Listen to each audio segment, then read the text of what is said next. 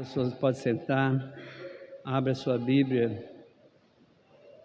em Gênesis 44.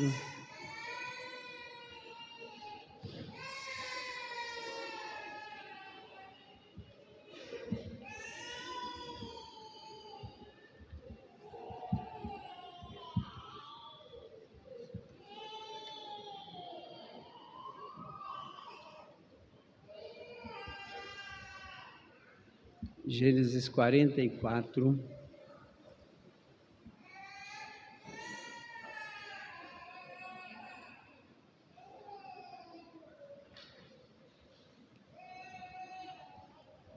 Deu José esta ordem ao mordomo de sua casa: enche de mantimento os sacos que esses homens trouxeram, quando puderem levar, e põe o dinheiro de cada um na boca do saco de mantimento. O meu copo de prata poloás na boca do saco de mantimento do mais novo, com o dinheiro do seu cereal, e assim se fez segundo José dissera. De manhã, quando já claro, despediram-se esses homens, eles com seus jumentos, tendo saído eles da cidade, não se havendo ainda distanciado, disse José ao mordomo de sua casa: levanta-te e segue após esses homens, e alcançando-lhes dirás: porque pagaste mal por bem? Não é este o copo em que bebe meu senhor, e por meio do qual faz as suas adivinhações? Procedeste mal, não no que fizestes. Alcançou-os, lhe falou essas palavras, então lhe responderam: por que diz meu senhor tais palavras? Longe esteja teu servo de praticar semelhante coisa. O dinheiro que achamos na boca dos sacos de mantimento tornamos a trazer-te desde a terra de Canaã. Como, pois, furtaríamos da casa do teu senhor prata e ouro? Aquele dos teus servos com quem for achado morra, e nós ainda seremos escravos do meu senhor. Então lhe respondeu: seja conforme as vossas palavras, por aquele com quem se achar será meu escravo, porém vós sereis inculpados. E se apressaram, e tendo cada um posto o saco de mantimento em terra, o abriu. O mordomo examinou, começando do mais velho e acabando no mais novo, e achou-se o copo no saco do mantimento de Benjamim. Então rasgaram suas vestes, e carregados de novo os jumentos, tornaram à cidade. Chegou Judá com seus irmãos à casa de José. Este ainda estava ali, e prostraram-se em terra diante dele. Disse-lhe José: que é isso que fizestes? Não sabias vós que tal homem como eu é capaz de adivinhar? Então disse Judá: que responderemos a meu senhor? Que falaremos? E como nos justificaremos? Achou Deus a iniquidade dos seus servos, eis que somos escravos do meu senhor, tanto nós como aquele em cuja mão se achou o copo. Mas ele disse: longe de mim que eu tal faça. O homem cuja mão foi achado o copo, esse será meu servo. Vós, no entanto, subi em paz para o vosso pai.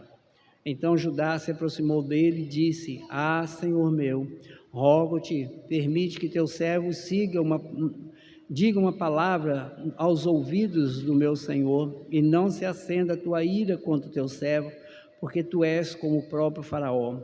Meu senhor perguntou a seus servos: tendes pai ou irmão? E respondemos a meu senhor: temos pai já velho, um filho da sua velhice, o mais novo, cujo irmão é morto, e só ele ficou de sua mãe, e seu pai o ama. Então disseste a teus servos: trazei-mo para que ponha os olhos sobre ele. Respondemos ao meu senhor: o moço não pode deixar o pai, se deixar o pai, este morrerá. Então dissestes a teus servos: se vosso irmão mais novo não descer convosco, nunca mais me vereis o rosto. Tendo nós subido a teu servo, meu pai, e a ele repetido as palavras do meu senhor, disse nosso pai: voltai e comprai-nos um pouco de mantimento. Nós respondemos: não podemos descer, mas se nosso irmão mais moço for conosco, desceremos, pois não podemos ver a face do homem se este nosso irmão mais moço não estiver conosco. Então nos disse o teu servo, nosso pai: Sabeis que minha mulher me deu 2 filhos, um se ausentou de mim, e eu disse, certamente foi despedaçado, e até agora não mais o vi. Se agora também tirardes este de minha presença, e lhe acontecer algum desastre, fareis descer as minhas cãs com pesar à sepultura. Agora, pois, indo eu a teu servo, meu pai, e não indo o moço conosco, visto a sua alma estar ligada com a alma dele, vendo ele que o moço não está conosco, morrerá, e teus servos farão descer as cãs de teu servo, nosso pai, com tristeza à sepultura.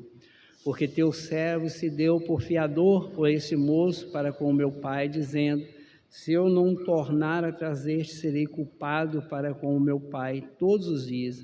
Agora, pois, fique teu servo em lugar do moço, por servo do meu senhor, e o moço que suba com seus irmãos. Porque como subirei eu a meu pai, se o moço não for comigo?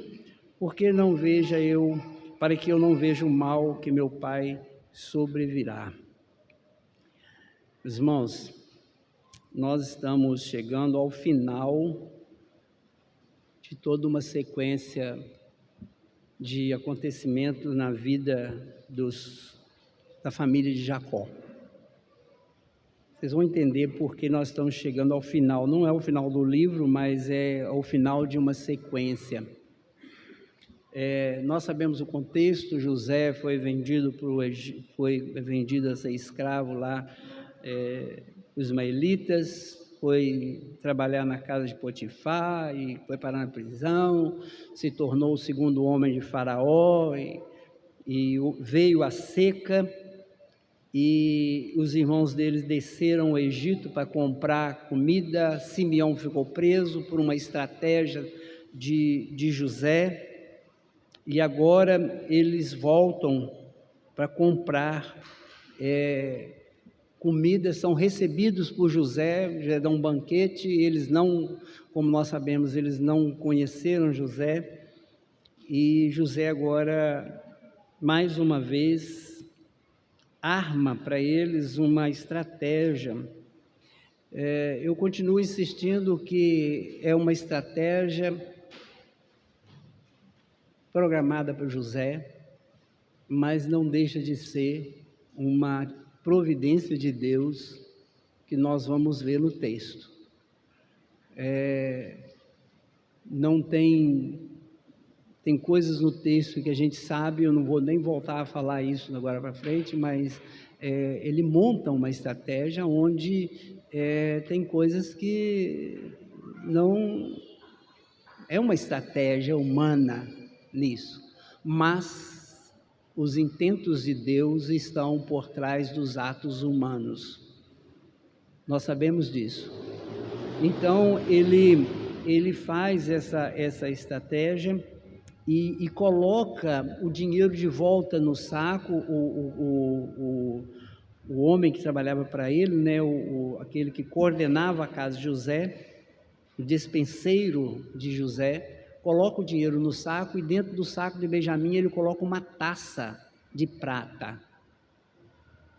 É interessante no texto, que não sei se vocês perceberam, que diz que era a taça em que José fazia premonição, adivinhava. Eu não creio que José fazia isso, mas era prática com certeza no Egito, e eles colocaram isso aí como vamos dizer assim, uma desculpa. E nós vamos ver algumas coisas aqui nesse texto que envolve algumas mudanças nos filhos de Jacó. Algumas mudanças que nós encontramos nesses 10 filhos de Jacó estão aqui nesse texto. Os versículos de 1 até o versículo 13, eu não vou detalhar versículo por versículo, mas se você quiser, depois você olha aí, nós vamos falar algumas coisas aqui. É que nós encontramos aqui nesse texto uma providência de Deus que confronta o pecado deles lá há mais de 20 anos atrás. 20 anos ou mais já tinham se passado, e Deus vai confrontar o pecado deles aqui nesse texto. Há um cerco de Deus. José cria uma situação onde a fuga é impossível. Eles não tinham como fugir daquela situação. E Deus encurrala esses homens para que eles parassem de fugir da própria consciência deles. Eles tinham que parar de fugir da consciência. Eles tinham uma fragilidade da autojustificação. Eles juram inocência. Olha o versículo 7. Então lhe responderam: por que diz meu Senhor tais palavras? Longe esteja o teu servo de praticar semelhante coisa. Então, quando o dispenseiro de José chega e fala com eles: olha, vocês roubaram. Eles falam: longe de nós isso. Eles justificam, eles juram a inocência. Versículo 8: o dinheiro que achávamos na boca do saco de mantimento, tornamos a trazer-te, como foi, furaríamos da casa do seu senhor, prata e ouro, furtaríamos. Aqueles os teus servos com quem for achado, morra. Fazem um acordo absurdo. Mas eles tinham tanta convicção de que eles não roubaram nada, eles não pegaram nada, que eles fazem essa afirmativa: se achar alguma coisa conosco, quem foi encontrado com aquilo pode matar. Mas a taça estava lá. A taça estava lá. Irmãos, esse texto ensina que diante da santidade de Deus, a nossa justiça própria sempre falha. Diante do propósito de Deus, a nossa justiça própria sempre falha. Deus havia preparado para eles um confronto com o pecado deles. Não tem saída, meus irmãos. Eles vão ser confrontados com o pecado. Quando nós pegamos o versículo 14 até o versículo 17, eles vão reconhecer a justiça divina. Quando Judá já está aqui, ele desde o capítulo anterior, Judá está assumindo a liderança. Agora não é mais Rúben, é Judá que está à frente. Quando eles vão para o Egito, é Judá que fala com o pai, é Judá que assume a responsabilidade de trazer Benjamim de volta, e aqui é Judá que está à frente. Judá vai assumindo a liderança dos 10, e Judá vai admitir aí no versículo 14, chegou Judá com seus irmãos a casa de José, e isso ainda estava ali, prostrado, sem terra, diante dele. Disse-lhe José: que é isso que fizestes? Não sabias que vós, que tal homem como eu, capaz de adivinhar? Fala que José adivinhou. José está dizendo que adivinhou, mas ele colocou, ele mandou colocar lá. Então disse Judá: que responderemos ao Senhor? Que faremos e como nos justificaremos? Achou Deus a iniquidade de teus servos. Eis que somos escravos do meu Senhor, tanto nós como aquele cuja mão se achou o copo. Ele achou Deus a iniquidade, mas eles não tinham cometido a iniquidade. A que Judá se refere? Judá se refere ao que eles haviam feito com José.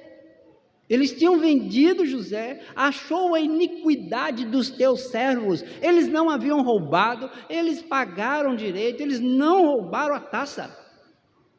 Quando ele afirma que eles não tinham feito, ele está falando a verdade. Mas aqui ele fala: Deus achou a iniquidade dos teus servos. Judá reconhece: Deus achou a iniquidade dos teus servos, no versículo 16. Ele não confessa o roubo da taça, que ele sabia que não tinha feito. Mas ele reconhece que o grupo é culpado, os irmãos são culpados diante de Deus por pecados anteriores que não foram confessados. Eles não tinham resolvido a questão com relação a José. Jacó ainda achava que José estava morto. Eles não tinham resolvido o problema com o pai. Eles não tinham resolvido o problema com Deus. E agora eles estão encurralados.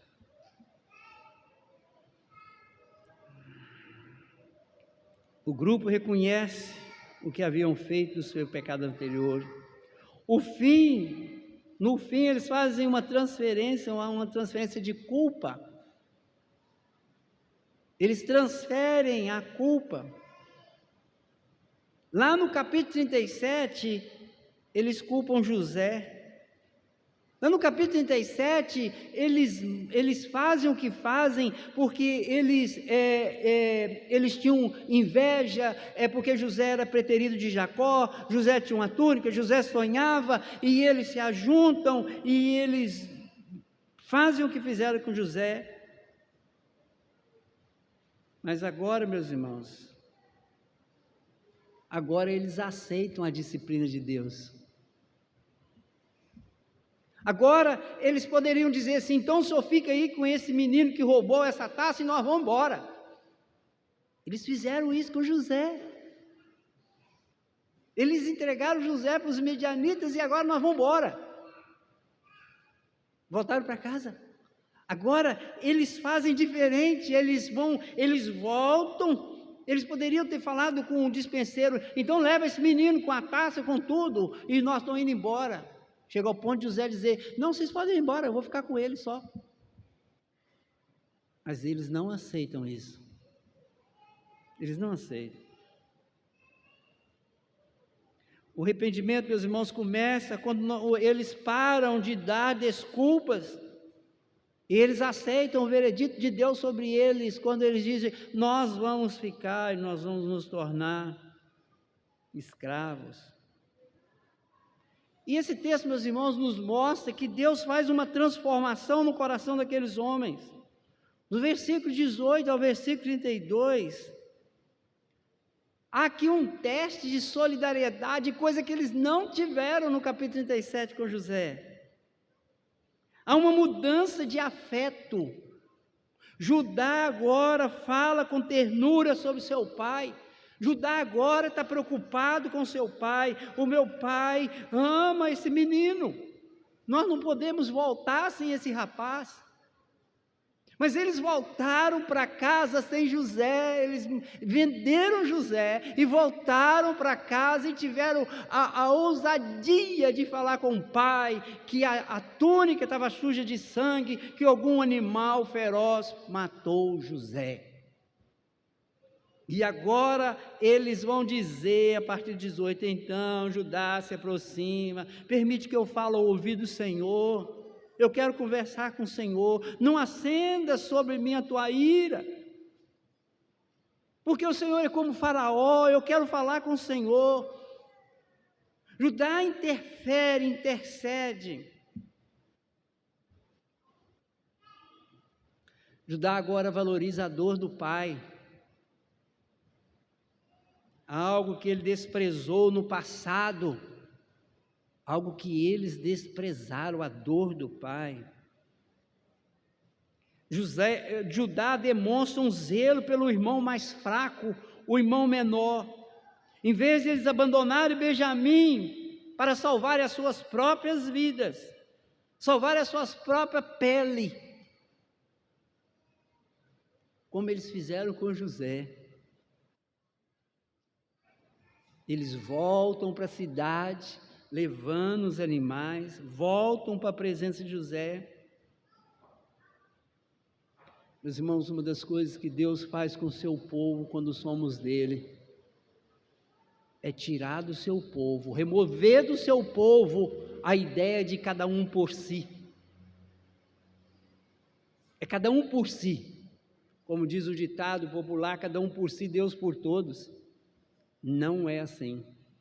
Deus remove isso do coração do povo. Do verso 18 até o versículo 32,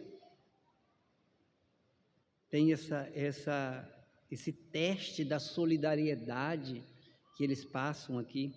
No verso 33, o versículo 34, que está no final dos textos: agora, pois, fique teu servo em lugar do moço, por servo do meu Senhor, e o moço que suba com meus irmãos. Meus irmãos, Judá se oferece voluntariamente para substituir Benjamim. Judá que deu a ideia de vender José no capítulo 37, agora oferece a sua própria liberdade para que o irmão seja livre. Ele que disse, vamos vender José, agora ele diz, liberte Benjamim, e eu fico como escravo. Meus irmãos, a transformação na vida desses homens é algo maravilhoso, é algo sublime. Judá oferece a sua própria liberdade para que o irmão seja livre. Aqui, meus irmãos, nós encontramos o elo com o Evangelho. Aqui nós vemos o leão da tribo de Judá, prefigurado em Judá,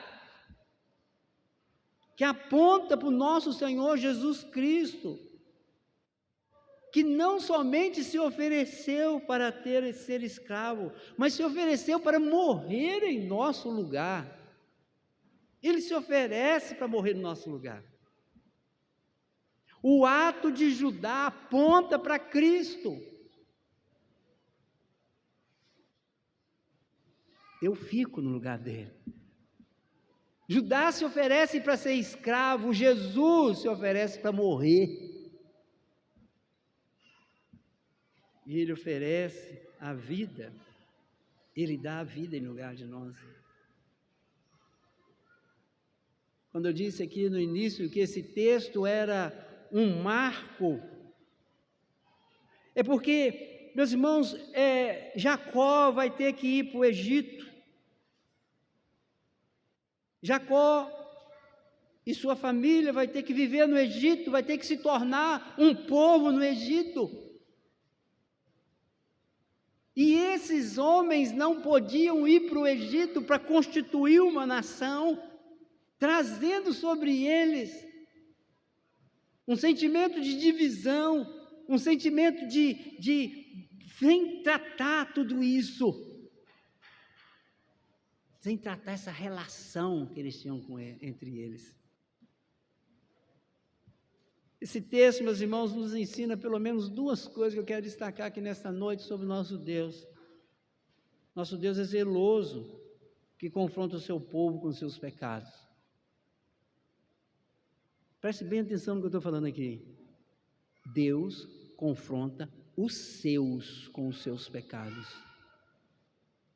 Se nós não somos confrontados com os nossos pecados por Deus, provavelmente você não é do Senhor.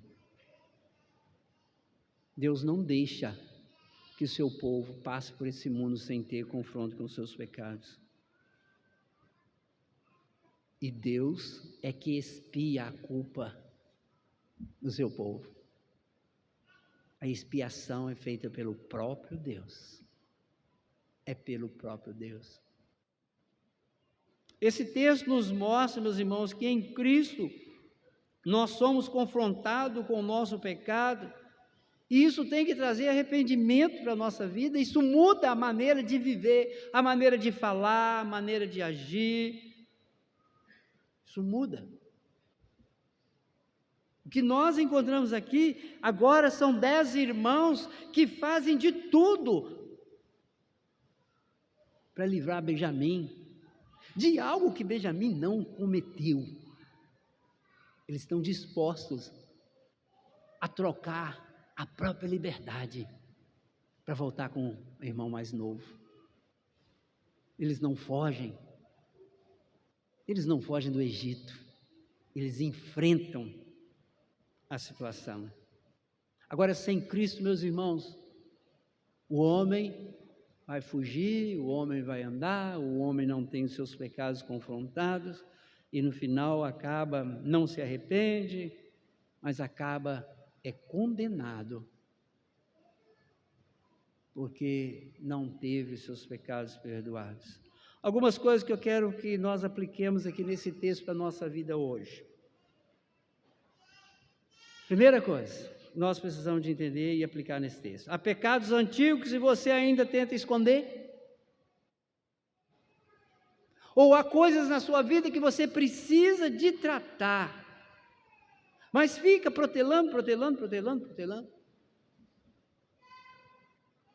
Há coisas que nós precisamos de tratar.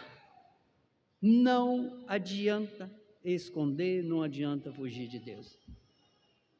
20 anos se passaram, ou mais, eu acredito que seja mais. Tem mais de 20 anos isso aqui. Mas eles tinham que enfrentar isso. E nós vamos encontrar no capítulo seguinte, né?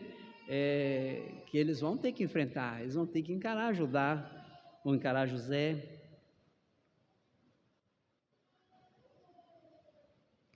Deus, na sua graça, Ele pode estar achando a sua iniquidade hoje para te libertar, porque foi isso que Judá disse, né? Deus achou a nossa iniquidade. Segundo ensinamento, se você se sente culpado e cercado, lembre-se que um Judá maior, Jesus, já se apresentou diante do juiz para assumir o seu lugar.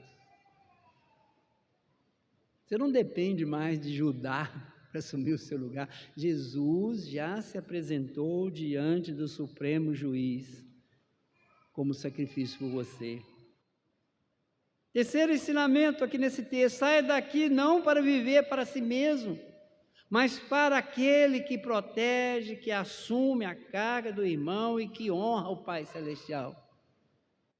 Não viva para você como aqueles atos dele em Gênesis 37, mas viva pelo irmão, para o irmão. Esse texto nos ensina isso.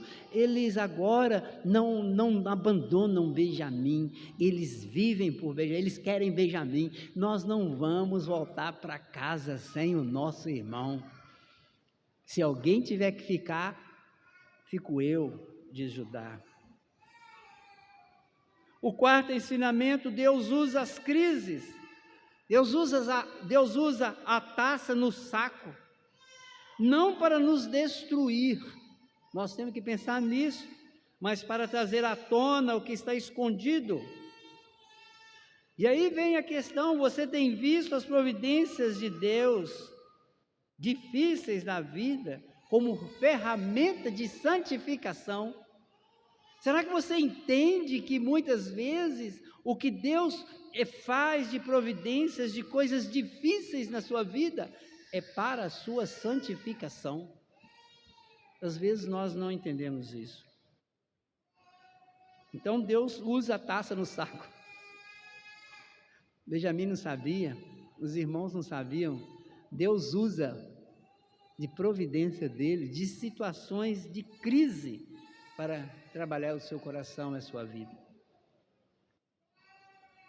Quinto, o verdadeiro cristão não discute com Deus sobre o que merece. Repare que eles não ficam discutindo com Deus: ah, Senhor, nós não fizemos nada, nós não merecemos. Eles reconhecem, e o verdadeiro cristão reconhece, que qualquer disciplina é menor do que o seu pecado de fato merece. Qualquer disciplina de Deus é menor do que o seu pecado merece. Porque Deus te disciplina para te livrar do seu pecado. Porque o preço do valor verdadeiro do pagamento do seu pecado foi cumprido na cruz do Calvário por você. Ele foi cumprido por você. Então qualquer disciplina, ela é menor do valor pago pelo seu pecado.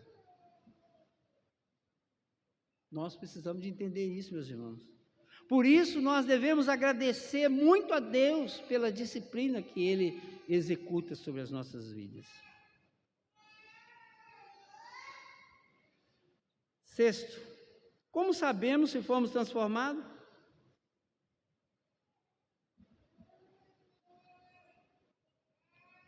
Quando nós passamos a amar o que Deus ama e a cuidar daqueles que antes invejávamos. Esses homens são amados de Deus porque agora eles amam quem Deus ama. Eles amam Benjamim, eles amam Jacó, o que eles não tinham antes. Porque o que eles fizeram com José, o que eles fizeram com o próprio pai, não é digno de ser chamado de homens que amam as coisas de Deus. Mas agora não. Agora eles amam o que Deus ama e cuidam daqueles que antes eles invejavam, porque Jacó continua tendo predileção por Benjamim, que era o filho, o irmão mais novo de José. Ele continua tendo predileção por Benjamim, mas agora os 10 irmãos não invejam isso, eles não se preocupam com isso, eles querem levar Benjamim de volta.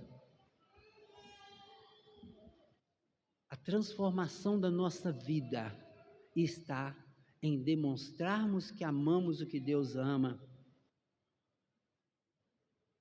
e cuidamos daqueles que muitas vezes nós invejávamos. Acho que sexto. A santificação se manifesta em nossos relacionamentos familiares, meus irmãos. Preste bem atenção no que eu estou falando aqui. Não adianta você querer demonstrar santidade e santificação dentro ou fora, lá na rua. Começa dentro da sua casa. Começa dentro da sua casa. Olha como você age com seu marido, com a sua mulher, com seus filhos. Olha como você fala dentro da sua casa. Olha as suas atitudes dentro da sua casa. Porque a igreja que o Senhor te deu, o lugar que o Senhor te deu para demonstrar a sua santificação é dentro da sua casa. Porque é lá que você é o que você é. É lá que você é o que você é.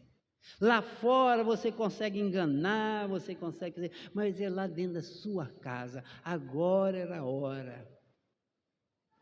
Os 10 que venderam José agora tinham que demonstrar. E o que José está querendo aqui, meus irmãos, é exatamente entender se esses 10 irmãos dele iriam fazer com Benjamim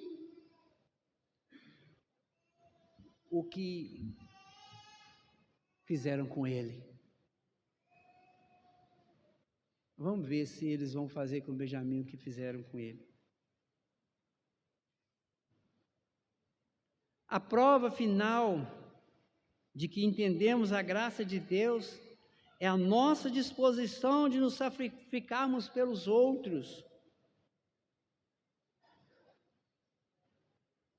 Quem foi perdoado por Cristo torna-se um substituto em serviço e amor pelo próximo.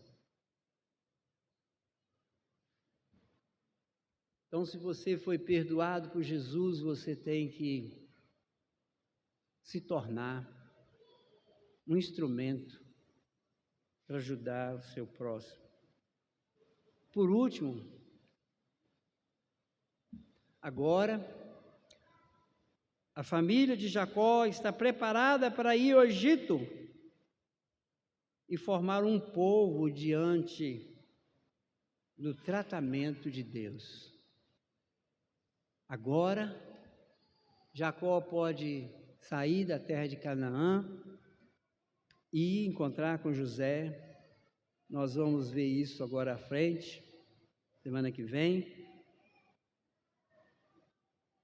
E eles são preparados para ir para o Egito, porque agora eles são uma família coesa, uma família unida, uma família preparada para formar um povo. Aqui está o grande marco de mudança na vida desse povo, dessa família. E eu gostaria que você estivesse pensando nisso. Como é que tem sido essa sua vida de transformação, de mudança, para a glória do Senhor, para louvor do nome do Senhor? Como tem sido? Que o Senhor possa realmente nos mostrar o que Ele tem feito nas nossas vidas mudar realmente todo o nosso viver. Eu quero dar um tempo para você orar. Depois nós vamos ter aqui investidura de presbíteros eleitos, diáconos, ordenação de diáconos, que aí nós vamos encerrar o culto esta noite fazendo um momento de recebimento, consagração, ordenação de diáconos e investidura de presbíteros. Então nós vamos fechar os olhos. Eu quero te dar alguns instantes e depois eu vou passar esse momento muito importante na vida da igreja, que é receber os guias, os líderes que o Senhor nos deu para a sua igreja. Feche seus olhos e pense um pouco naquilo que você ouviu antes que nós passemos para esse momento de ordenação e investidura dos nossos oficiais.